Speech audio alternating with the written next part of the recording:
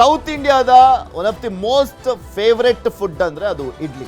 ಬೆಳಗ್ಗೆ ಮಧ್ಯಾಹ್ನ ರಾತ್ರಿ ಈ ಟೈಮ್ನಲ್ಲೆಲ್ಲ ಇಡ್ಲಿಯನ್ನು ತುಂಬ ಜನ ಇತ್ತೀಚೆಗಂತೂ ತಿನ್ನಕ್ಕೆ ಶುರು ಮಾಡಿಬಿಟ್ಟಿದ್ದಾರೆ.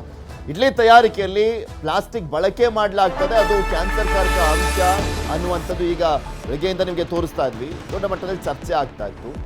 ಸೊ ಇಡ್ಲಿ ತಿನ್ನಬೇಕಾ ಬೇಡವಾ ಅನ್ನುವಂಥದ್ರ ಬಗ್ಗೆನೂ ಕೂಡ ನಾವು ಕ್ಲಾರಿಟಿ ಕೊಡ್ತಾ ಇದ್ವಿ, ಯಾವ ಕಾರಣದಲ್ಲಿ ಇಡ್ಲಿ ತಿನ್ನಬೇಕು ಬೇಡ ಅಂತ. ಯಾಕೆಂದರೆ ಪ್ಲಾಸ್ಟಿಕ್ನಲ್ಲಿ ಅಂದರೆ ಪ್ಲಾಸ್ಟಿಕ್ ಕವರನ್ನು ಹಾಕಿ ಬೇಯಿಸಿದಂಥ ಸಂದರ್ಭದಲ್ಲಿ ಆ ಇಡ್ಲಿಯನ್ನು ತಿಂದರೆ ಕ್ಯಾನ್ಸರ್ಕಾರಕ ಅಂಶ ಇರುತ್ತೆ, ಅದು ಅನಾರೋಗ್ಯಕ್ಕೀಡು ಮಾಡುತ್ತೆ ಅಂತ ನ್ಯೂಸ್18 ವರದಿ ಬೆನ್ನಲ್ಲೇ ಪ್ಲಾಸ್ಟಿಕ್ಕನ್ನು ನಿಷೇಧ ಮಾಡಲಾಗಿದೆ.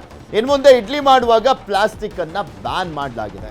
ಮಾಡುವ ವಿಧಾನದಲ್ಲಿ ಎಡವಟ್ಟನ್ನು ಮಾಡಲಾಗ್ತಾ ಇತ್ತು. ಯಾವಾಗಲೂ ಬಟ್ಟೆ ಇಟ್ಬಿಟ್ಟೆಲ್ಲ ಇಡ್ಲಿಯನ್ನು ಬೇಯಿಸಲಾಗ್ತಾ ಇತ್ತಲ್ವಾ, ಆದರೆ ಕವರ್ನ ಇಟ್ಟು ಬೇಯಿಸಲಾಗ್ತಾ ಇತ್ತು ಇತ್ತೀಚಿನ ದಿನಗಳಲ್ಲಿ.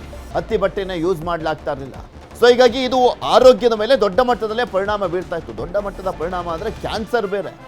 ಪ್ಲಾಸ್ಟಿಕ್ ಬಳಸದಂತೆ ಆರೋಗ್ಯ ಇಲಾಖೆ ಆದೇಶವನ್ನು ಹೊರಡಿಸಿದೆ. ನ್ಯೂಸ್18 ವರದಿ ಬೆನ್ನಲ್ಲೇ ಆರೋಗ್ಯ ಇಲಾಖೆ ಆದೇಶವನ್ನು ಮಾಡಿರುವಂಥದ್ದು. ಇದು ನ್ಯೂಸ್18 ವರದಿಯ ಬಿಗ್ ಇಂಪ್ಯಾಕ್ಟ್. ಇತ್ತೀಚೆಗೆ ಹತ್ತಿ ಬಟ್ಟೆ ಬದಲು ಪ್ಲಾಸ್ಟಿಕ್ ಕವರನ್ನು ಬಳಕೆ ಮಾಡ್ತಾ ಇದ್ರು. ಅದರಲ್ಲೂ ಇತ್ತೀಚಿನ ದಿನಗಳಲ್ಲಿ ನಾನು ಆರಂಭದಲ್ಲಿ ಹೇಳ್ತಾ ಇದ್ನಲ್ಲ, ತುಂಬ ಜನ ಈಗ ತುಂಬ ಕಡೆ ಅಂತೂ ಇಡ್ಲಿ ಹೋಟೆಲ್ಗಳು ಶುರುವಾಗ್ಬಿಟ್ಟಿರುವಂಥದ್ದು. ಅಂಥ ಕಡೆ ಎಲ್ಲ ಜನ ಹೋಗಿ ತಿಂತಾ ಇದ್ರು. ಅದು ದೊಡ್ಡ ಮಟ್ಟದಲ್ಲಿ ಅನಾರೋಗ್ಯಕ್ಕೆ ತುತ್ತಾಗುವ ರೀತಿಯಲ್ಲಿ ಕಾರಣ ಆಗ್ತಾ ಇತ್ತು. ಆರೋಗ್ಯ ಸುರಕ್ಷತಾ ಇಲಾಖೆಯವರು ರಾಜ್ಯಾದ್ಯಂತ ಸುಮಾರು 251 ಕಡೆ ಸ್ಯಾಂಪಲ್ಗಳನ್ನು ತೆಗೆದು ಈ ತಪಾಸಣೆ ಮತ್ತು ಪರೀಕ್ಷೆ ಮಾಡಿಸಿದ್ದಾರೆ. ಅದರಲ್ಲಿ ಏನಂದರೆ ಈ ಇಡ್ಲಿಯನ್ನು ಏನು ಬೇಯಿಸ್ತಾರೆ ಆವಾಗ ಹಿಂದೆ ಎಲ್ಲ ಬಟ್ಟೆ ಉಪಯೋಗಿಸಿ ಮಾಡೋರು. ಆದರೆ ಇತ್ತೀಚಿನ ಕಾಲದಲ್ಲಿ ಕೆಲವು ಕಡೆ ಎಲ್ಲ ಪ್ಲಾಸ್ಟಿಕ್ ಉಪಯೋಗ ಮಾಡ್ತಾ ಇದ್ದಾರೆ ಅಂತ ಒಂದು ಮಾಹಿತಿ ಕೂಡ ಇತ್ತು. ಆ ಕಾರಣದಿಂದ ನಮ್ಮ ಇಲಾಖೆಯವರು ಎಲ್ಲ ಕಡೆ ಇದರ ಬಗ್ಗೆ ಹೋಗಿ ವಿಚಾರಣೆ ಮಾಡಿದ್ದಾರೆ.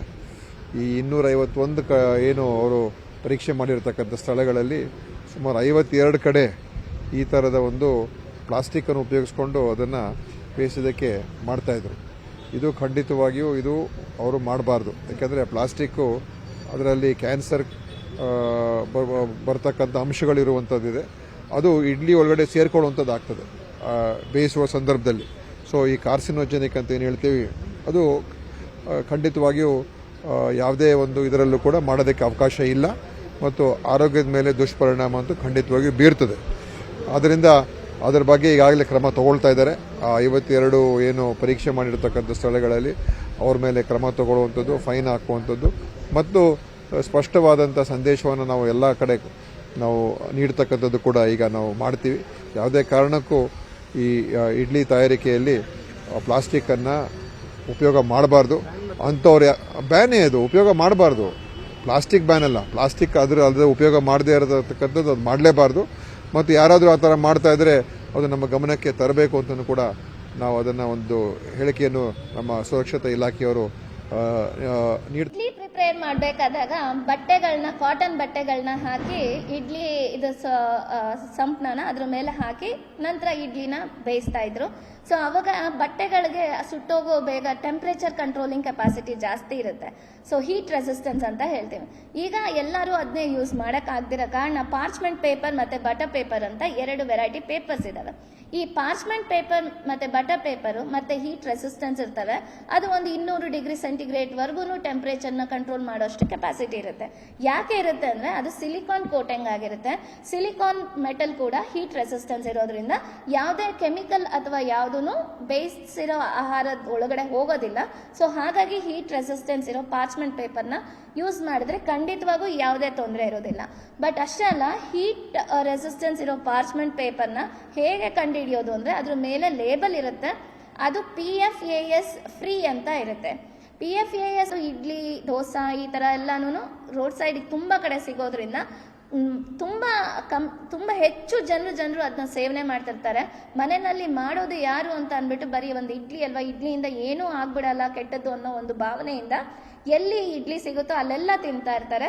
ಬಟ್ ಆದರೆ ತಿನ್ನೋದಕ್ಕೂ ಮುಂಚೆ ಅವರು ಯೂಸ್ ಮಾಡ್ತಾ ಇರೋ ಪಾರ್ಚ್ಮೆಂಟ್ ಪೇಪರ್ ನಿಜವಾಗ್ಲೂ ಸೇಫ್ ಇದೆಯಾ ಅಂತ ಒಂದು ಸಾಮಾನ್ಯ ಜ್ಞಾನನ ಪ್ರತಿಯೊಬ್ಬ ಪ್ರಜೆನೂ ತಿಳ್ಕೊಳ್ಬೇಕು. ಇಡ್ಲಿ ತಯಾರಿಕೆಯಲ್ಲಿ ಪ್ಲಾಸ್ಟಿಕ್ ಬಳಕೆ ವಿಚಾರದ ಬಗ್ಗೆ ಹೋಟೆಲ್ ಸಂಘದ ಅಧ್ಯಕ್ಷ PC ರಾವ್ ಸ್ಪಷ್ಟನೆಯನ್ನು ಕೊಟ್ಟಿದ್ದಾರೆ. ಪ್ರತಿಷ್ಠಿತ ಹೋಟೆಲ್ಗಳಲ್ಲಿ ಇಡ್ಲಿ ತಯಾರಿಕೆಗೆ ಪ್ಲಾಸ್ಟಿಕ್ ಬಳಕೆ ಮಾಡಲ್ಲ. ನಾನ್ ಸ್ಟಿಕ್ ಪ್ಲೇಟ್ ಹಾಗೆ ಇಡ್ಲಿ ಮಾಡುವಾಗ ಬಟ್ಟೆ ಬಳಕೆ ಮಾಡ್ತೇವೆ. ಸದ್ಯ ಎಲ್ಲ ಹೋಟೆಲ್ಗಳಲ್ಲಿ ಈ ರೂಲ್ಸ್ ಪಾಲನೆ ಆಗ್ತಾ ಇದೆ. ಪ್ಲಾಸ್ಟಿಕ್ ಬಳಕೆ ಮಾಡದಂತೆ ಎಚ್ಚರಿಕೆ ಕೊಡಲಾಗಿದೆ ಅಂತ ಹೇಳಿದ್ರು. ಬೆಂಗಳೂರು ನಗರದಲ್ಲಿ ಯಾವುದೇ ಹೋಟೆಲ್ನಲ್ಲಿ ಇತ್ತೀಚೆಗೆ ಪ್ಲಾಸ್ಟಿಕ್ ಅನ್ನು ಇಡ್ಲಿ ತಯಾರಿಕೆಯಲ್ಲಿ ಉಪಯೋಗಿಸುವುದಿಲ್ಲ. ಈಗಾಗಲೇ ನಮಗೆ ನಾನ್ ಸ್ಟಿಕ್ ಪ್ಲೇಟ್ಗಳು ಬಂದಿರುತ್ತದೆ ಹಾಗೂ ಕೆಲವೊಂದು ಹೋಟೆಲ್ಗಳಲ್ಲಿ ಬಟ್ಟೆಗಳನ್ನು ಉಪಯೋಗಿಸುತ್ತಿದ್ದಾರೆ.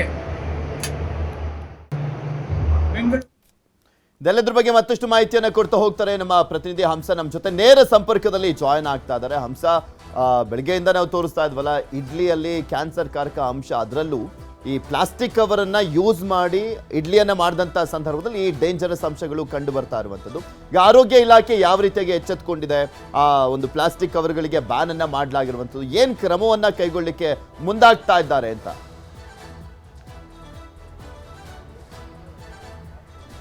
ಹೌದು, ಈಗಾಗಲೇ ಏನು ಕವರ್ನಿಂದ ಅದರಲ್ಲಿರುವಂತಹ ಕೆಮಿಕಲ್ ಅಂಶವೂ ಕೂಡ ಇಡ್ಲಿಲಿ ಒಂದು ಮಿಕ್ಸಪ್ ಆಗಿ ಈ ಒಂದು ರಿಪೋರ್ಟ್ನಲ್ಲಿ ಬಂದಿರೋದ್ರಿಂದ ಆ ಒಂದು ಇಡ್ಲಿನ ಸೇವಿಸಿದ್ರೆ ಕ್ಯಾನ್ಸರ್ ಬರುವಂತಹ ಒಂದು ಸಾಧ್ಯತೆಗಳು ಹೆಚ್ಚಾಗಿದ್ದಾವೆ. ಇದು ಕ್ಯಾನ್ಸರ್ ಕಾರಕ ಅಂಶವೇ ಹೌದು ಅನ್ನುವಂಥದ್ದು ದೃಢಪಟ್ಟಿರುವಂತಹ ಹಿನ್ನೆಲೆಯಲ್ಲಿ ಈಗ ಆರೋಗ್ಯ ಇಲಾಖೆ ತುಂಬಾನೇ ಅಲರ್ಟ್ ಆಗಿದೆ. ಆರೋಗ್ಯ ಇಲಾಖೆ ಹಾಗೂ ಆಹಾರ ಸುರಕ್ಷತಾ ಇಲಾಖೆ ಎರಡೂ ಜಂಟಿಯಾಗಿ ಕಾರ್ಯವನ್ನ ನಿರ್ವಹಿಸೋದಕ್ಕೆ ಈಗಾಗಲೇ ಮುಂದಾಗಿರುವಂತದ್ದು. ಮೊದಲ ಹಂತದಲ್ಲಿ ಏನು ಎಲ್ಲೆಲ್ಲಿ ಇವರು ಸ್ಯಾಂಪಲ್ಸ್ ಅನ್ನ ಕಲೆಕ್ಟ್ ಮಾಡಿದ್ರು, ಈ ಇಡ್ಲಿಯ ಸ್ಯಾಂಪಲ್ಸ್ ಅನ್ನ ಆ ಒಂದು 251 ಕಡೆಗಳಲ್ಲಿ ಹೋಗ್ಬಿಟ್ಟು ಇವರು ನೋಟಿಸ್ ಅನ್ನ ಮೊದಲನೇದಾಗಿ ಆಹಾರ ಇಲಾಖೆ ಅಧಿಕಾರಿಗಳು ನೀಡಿರುವಂತದ್ದು. ಇದರ ಜೊತೆಗೆ ಏನು ಎಲ್ಲ ಟೋಟಲ್ ಇಡೀ ರಾಜ್ಯದಾದ್ಯಂತ ಬೆಂಗಳೂರು ಮೊದಲನೇದಾಗಿ ಸ್ಯಾಂಪಲ್ಸ್ ಅನ್ನ ತೆಗೆದುಕೊಂಡಿರುವಂತದ್ದು ಬೆಂಗಳೂರಿನಲ್ಲಿ. ಮೊದಲ ಹಂತದಲ್ಲಿ ಬೆಂಗಳೂರಿನಲ್ಲಿ ಎಲ್ಲೆಲ್ಲಿ ಈ ತರ ಪ್ಲಾಸ್ಟಿಕ್ ಬಳಕೆಯನ್ನ ಮಾಡ್ತಾರೆ ಅಲ್ಲೆಲ್ಲವೂ ಕೂಡ ಇನ್ಸ್ಪೆಕ್ಷನ್ ಹೋಗ್ಬೇಕು ಅಂತ ಹೇಳಿದರೆ, ಇನ್ಸ್ಪೆಕ್ಷನ್ ಹೋದಂತಹ ಸಂದರ್ಭದಲ್ಲಿ ಈ ತರ ಏನಾದ್ರು ಪ್ಲಾಸ್ಟಿಕ್ ಬಳಕೆ ಮಾಡುವಂತದ್ದು ಕಂಡು ಬಂದ್ರೆ ಅವ್ರಿಗೆ ಫೈನ್ ಹಾಕ್ಬೇಕು ಮತ್ತೆ ನೋಟಿಸ್ ಅನ್ನ ಇಶ್ಯೂ ಮಾಡಬೇಕು ಅನ್ನುವಂಥದ್ದನ್ನ ಈಗಾಗಲೇ ಆರೋಗ್ಯ ಸಚಿವ ದಿನೇಶ್ ಗುಂಡೂರಾವ್ ಅವರು ಅಧಿಕಾರಿಗಳಿಗೆ ಸೂಚನೆಯನ್ನ ನೀಡಿದ್ದಾರೆ. ಅದರಂತೆಯೇ ಈಗ ವಲಯವಾರಿನಲ್ಲಿ ಅಧಿಕಾರಿಗಳೆಲ್ಲರೂ ಕೂಡ ಒಂದು ತಂಡವಾಗಿ ತೆರಳಿ, ಅಂದ್ರೆ ಬೀದಿ ಬದಿ ಇರ್ಬೋದು ಅಥವಾ ಹೋಟೆಲ್ಗಳಿರ್ಬೋದು, ಅಲ್ಲೆಲ್ಲ ಹೋಗಿ ಇಡ್ಲಿಗನ ಒಂದು ಚೆಕ್ ಮಾಡ್ತಾರೆ. ಬಟ್ಟೆಯನ್ನ ಬಳಸ್ತಿದ್ರೆ ಓಕೆ, ಅಥವಾ ಕವರ್ ಅನ್ನ ಬಳಸಿದ್ದು ಕಂಡು ಬಂದಲ್ಲಿ ಅದಕ್ಕೆ ಸಂಬಂಧಪಟ್ಟಂತೆ ಎಷ್ಟು ದಂಡವನ್ನ ವಿಧಿಸಬೇಕು ಆ ದಂಡವನ್ನ ವಿಧಿಸಿ ಜೊತೆಗೆ ನೋಟಿಸ್ ಅನ್ನು ಕೂಡ ಕೊಡ್ತಿರುವಂತದ್ದು ಆಗಿದೆ. ಅದರ ಜೊತೆಗೆ ಏನು ಮುಂದುವರೆದ ಭಾಗವಾಗಿ ಈಗಾಗಲೇ ಏನು ಇನ್ನು ಮುಂದೆ ಆಹಾರ ಒಂದು ಪಾರ್ಸಲ್ ಕೊಡೋದಕ್ಕೆ ಇರ್ಬೋದು ಅಥವಾ ಅನೇಕ ಕಡೆಗಳಲ್ಲಿ ನಾವು ನೋಡಬಹುದು ತಟ್ಟೆಯನ್ನ ತೊಳಿಬೇಕಾಗುತ್ತೆ ಪದೇ ಪದೇ ಅನ್ನುವಂತಹ ನಿಟ್ಟಿನಲ್ಲಿ ಈ ಒಂದು ಪ್ಲಾಸ್ಟಿಕ್ ಪೇಪರ್ ಅನ್ನೇ ಹಾಕಿ ಅದರ ಮೇಲೆ ಊಟ ತಿಂಡಿನ ಹಾಕೊಡ್ತಾರೆ. ಸೊ ಅದನ್ನು ಕೂಡ ಮಾಡಬಾರ್ದು, ಅದಕ್ಕೂ ಕೂಡ ಪ್ಲಾಸ್ಟಿಕ್ ಅನ್ನ ಬಳಕೆ ಮಾಡೋದು. ಇನ್ನು ಆಬ್ವಿಯಸ್ಲಿ ಇಡ್ಲಿನ ಬೇಯಿಸೋದಕ್ಕೆ ಅಂದ್ರೆ ಸ್ಟೀಮ್ ಮಾಡೋದಕ್ಕೂ ಕೂಡ ಪ್ಲಾಸ್ಟಿಕ್ ಅನ್ನ ಬಳಕೆ ಮಾಡಲೇಬಾರ್ದು. ಅದೇನಾದ್ರೂ ಬಳಕೆ ಮಾಡಿದಲ್ಲಿ ಅದು ಅನಧಿಕೃತ ಅನ್ನುವಂಥದ್ದನ್ನ ಈಗಾಗಲೇ ಒಂದು ಸೂಚನೆ ಕೊಟ್ಟು ಈಗಾಗಲೇ ಹೇಳಿದ್ದಾರೆ. ಇನ್ನು 2-3 ದಿನಗಳಲ್ಲಿ ಅಧಿಕೃತ ಒಂದು ಸುತ್ತೋಲೆಯನ್ನು ಕೂಡ ಹೊರಡಿಸೋದಕ್ಕೆ ಎಲ್ಲಾ ರೀತಿಯಾದಂತಹ ಒಂದು ಸಿದ್ಧತೆಗಳನ್ನ ಈಗಾಗಲೇ ಮಾಡ್ತಿರುವಂತದ್ದು. ಹೀಗಾಗಿಯೇ ಏನು ಎಲ್ಲಾ ಕಡೆಗಳಲ್ಲೂ ಕೂಡ ಪ್ರಮುಖವಾಗಿ ಜನರಿಗೆ ಒಂದು ಸಂದೇಶವನ್ನ ಕೊಡ್ತಿರುವಂತದ್ದು ಏನು ಅಂತ ಹೇಳಿದ್ರೆ, ನಿಮ್ಗೆ ಈ ತರ ಏನಾದ್ರೂ ಕಂಡು ಬಂದಲ್ಲಿ ಸಂಬಂಧಪಟ್ಟ ಯಾರಾದ್ರೂ ಅಧಿಕಾರಿಗಳಿಗೆ ಅಥವಾ ಬಿಬಿಎಂಪಿ ಆಫೀಸರ್ಸ್ ಗಳಿರ್ಬೋದು ಅಥವಾ ಆರೋಗ್ಯ ಅಥವಾ ಆಹಾರ ಇಲಾಖೆ ಅಧಿಕಾರಿಗಳಿಗೆ ನೀವು ಒಂದು ಮಾಹಿತಿಯನ್ನ ಕೊಡಿ, ನಾವು ಬಂದು ಅದರ ಬಗ್ಗೆ ಒಂದು ಕ್ರಮವನ್ನ ವಹಿಸ್ತೇವೆ ಅನ್ನುವಂತಹ ಸೂಚನೆಯನ್ನ ಕೊಟ್ಟಿರುವಂತದ್ದು. ಅದರಲ್ಲೂ ಕೂಡ ಹೆಚ್ಚಾಗಿ ಏನು ಇಡ್ಲಿಗಳನ್ನ ಈ ತರದ ನೀವು ಪ್ಲಾಸ್ಟಿಕ್ ಬಳಕೆ ಮಾಡುವಂತಹ ಕಡೆಗಳಲ್ಲಿ ನೀವು ತಿನ್ನೋದಕ್ಕೆ ಹೋಗಬೇಡಿ ಅನ್ನುವಂಥದ್ದನ್ನು ಕೂಡ ಹೇಳಿರುವಂತದ್ದು. ಸೊ ಜನರ ಆರೋಗ್ಯಕ್ಕೆ ಏನೆಲ್ಲ ಒಂದು ರೀತಿಯಾದಂತಹ ಒಂದು ಉತ್ತಮ ಒಂದು ಫುಡ್ ಕ್ವಾಲಿಟಿಯನ್ನ ಮೇನ್ ಬೇಕಾಗಿದೆ, ಕಾಪಾಡಿಕೊಳ್ಬೇಕಾಗಿದೆ. ಅದಕ್ಕೆ ಬೇಕಾದಂತಹ ಎಲ್ಲಾ ರೀತಿಯಾದಂತಹ ಒಂದು ಎಚ್ಚರಿಕೆ ಕ್ರಮವನ್ನ ವಹಿಸೋದಕ್ಕೆ ಈಗಾಗಲೇ ಮುಂದಾಗಿರುವಂತದ್ದು. ನಾಳೆಯೂ ಕೂಡ ಆರೋಗ್ಯ ಸಚಿವ ದಿನೇಶ್ ಗುಂಡೂರಾವ್ ಅವರು ಈ ಒಂದು ಕುರಿತು ಒಂದು ಸುದ್ದಿಗೋಷ್ಠಿಯನ್ನ ಕೂಡ ಕರೆದಿದ್ದಾರೆ. ಅದರಲ್ಲಿ ಮತ್ತಷ್ಟು ಒಂದು ವಿಚಾರಗಳನ್ನು ಕೂಡ ಅವರು ಆ ಒಂದು ಆದೇಶ ಪ್ರತಿ ಇರಬಹುದು ಅಥವಾ ಮತ್ತೆ ಏನೆಲ್ಲ ಒಂದು ಬೆಳವಣಿಗೆಗಳು ಆಗಿದೆ ಅನ್ನೋದ್ರ ಬಗ್ಗೆ ಕೂಡ ಅವರು ಮಾಹಿತಿಯನ್ನ ನೀಡ್ತಾರೆ. ಪೃಥ್ವಿ, ಓಕೆ, ಧನ್ಯವಾದ ಹಂಸ.